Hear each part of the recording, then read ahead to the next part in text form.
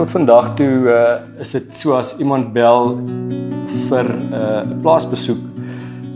My pa ken die distrik nou redelik goed na 45 jaar en daar's altyd 'n kort paadjie en hy ken al die kort paadjies en dan sal hy dit vir jou deeglik wil verduidelik. En al het die boer nou vir jou 'n location gestuur op jou foon, laat hy hom nie vertel dat daai location jou op die plaas gaan kry nie. Hy teken vir jou 'n kaart met baie goeie afstandbakens en natuurlik daar's 'n windpomp en 'n dam en die dam is jy weet of halfvol of vol en die windpomp kort dalk 'n tand of 'n vlerk en so baie presies word daai kaart geteken, geskets en so nee, hy's baie lief vir 'n kaart en hy teken 'n baie goeie kaart nou nog. Ja.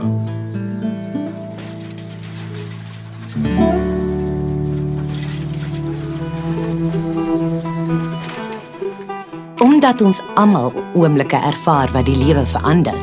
Kry BrackTrack, lewensdekking wat verander soos jou lewe verander.